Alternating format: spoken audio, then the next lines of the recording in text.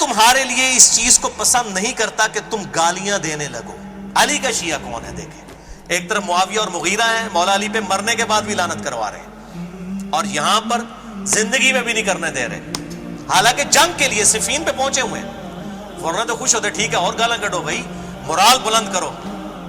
میں تمہارے لیے اس چیز کو پسند نہیں کرتا کہ تم گالیاں دینے لگو، اگر تم ان کے کرتوت کھولو اور ان کے صحیح حالات پیش کرو تو یہ ٹھکانے کی بات ہے. وہ کہتے ہیں نا علمی طریقے سے غلطی واضح کریں، کرتوت کھولو، علمی جو ہم کہتے ہیں نا علمی طریقے سے واضح کریں، یہ تلوار کے زور کے اوپر دھونس کے اوپر نہیں، علمی طریقے سے غلطی. اگر تم ان کے کرتوت کھولو اور ان کے صحیح حالات پیش کرو تو یہ ایک ٹھکانے کی بات ہے، اور عذر تمام کرنے کا صحیح طریقہ کار یہی ہوگا کہ علمی طریقے سے بتاؤ کہ معاویہ نے یہ کیا ہے. اصحاب بدر اور اصحاب شجر، 80 اصحاب بدر میں سے جنگ صفین میں شہید ہوئے ہیں مولا علی کے ساتھ ساتھی. اور عمار ابن Yasir top of the list, جس کے بارے میں بخاری میں حدیث ہے 2812 2812. عمار کو ایک باغی جماعت قتل کرے گی، عمار ان کو جنت اور اللہ کی طرف بلائے گا، اور وہ جماعت دوزخ کی طرف بلانے والی جماعت ہوگی. دوزخ کے الفاظ ہیں، آگ کے. علی کی پارٹی کو حضور صلی اللہ علیہ وسلم نے فرمایا جنتی، اور مخالفین کو کہا دوزخ کی طرف بلانے والی. عمار ابن یاسر. مسئلہ نمبر 101 دیکھ لیں، میں نے اس میں یہ روایتیں بیان کی ہیں. اب یہ دیکھ رہے کہتے ہیں کہ صحیح طریقے سے حالات پیش کرو، علمی طریقے سے. تم گالم گلوچ کی بجائے یہ کہو کہ خدایا ہمارا بھی خون محفوظ رکھ اور ان کا بھی کر. اوئے ہوئے ہوئے، بڑی بات ہے. یہ مولا علی کا ہی حوصلہ ہو سکتا ہے جس کی تربیت نبی صلی اللہ علیہ وآلہ وسلم نے کی ہے. کدھر ایک صوبے کا چھوٹا سا گورنر اور کدھر 3 براعظموں کا بادشاہ خلیفہ راشد علی ابن ابی طالب 2 منٹ میں مسل کے، اور جنگ ہار بھی گئے معاویہ، پھر قرآن نیزوں پہ اٹھا لیے اپنے جان بخشی کے لیے. ظاہر ہے جی ایک چھوٹے سے شہر کا گورنر، چھوٹے سے صوبے کا گورنر 3 براعظموں میں پھیلی ہوئی خلافت کا کیسے مقابلہ کر سکتا تھا؟ سب کے سب لوگ مولا علی کے ساتھ تھے سوائے اس ایک گورنر کے. تو پھر بھی وہ کہہ رہے ہیں کہ دعا کرو کہ یہ جنگ ٹل ہی جائے.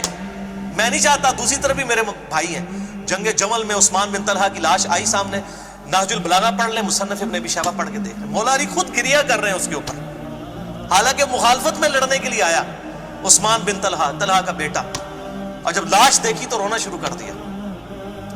تو مولا علی کے دکھ کو کون سمجھ سکتا ہے؟ مخالفین کے اوپر بھی خود رو رہے ہیں کہ وہ بھی میرے بھائی تھے، ان کو ورگلایا گیا. تو یہ دعا کرو خدایا ان کا بھی خون محفوظ کر اور ہمارا بھی، اور ہمارے ان کے درمیان اصلاح کی کوئی صورت پیدا کر، اور انہیں گمراہی سے ہدایت کی طرف لا تاکہ حق سے بے خبر حق کو پہچان لیں، اور گمراہی اور سرکشی کے شیدائی اس سے اپنا رخ موڑ لیں. لیکن جب بندہ ہٹ درمی پہ اترا اس کا تو کوئی علاج نہیں ہے. وَالَّذِينَ جَاهَدُوا فِينَا لَنَهْدِيَنَّهُمْ سُبُلَنَا.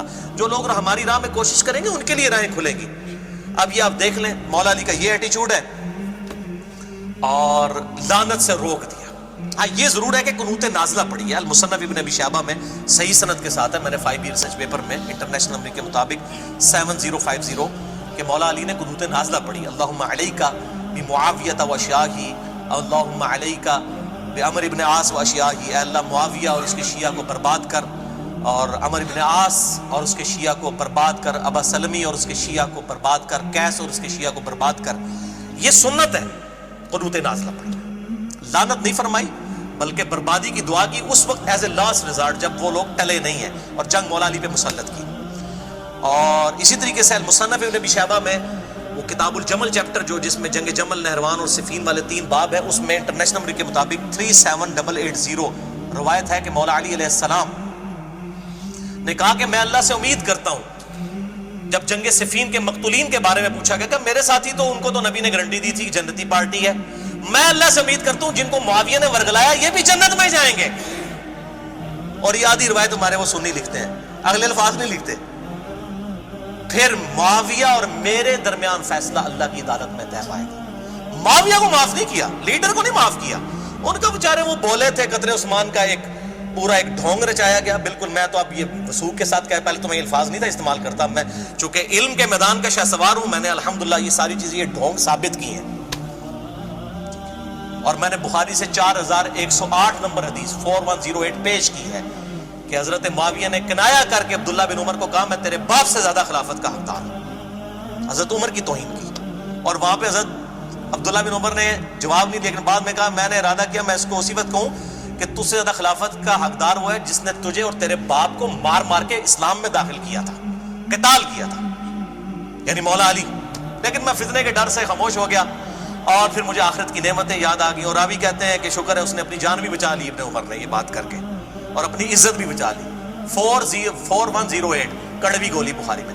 اچھا یہ ابن عمر کے جو الفاظ ہیں نا کہ میں اس کو کہوں تیرے باپ کو اور تجھے مار مار کے، یہ الفاظ صحیح مسلم میں حضرت عمر کے وہ الفاظ ہیں 1258 کہ دیکھنا ان 6 بندوں کے ساتھ جو مخالفت کرے گا خلافت کے معاملے میں تو یہ وہی لوگ ہوں گے جن کو میں نے مار مار کے اسلام میں داخل کیا ہوا ہے.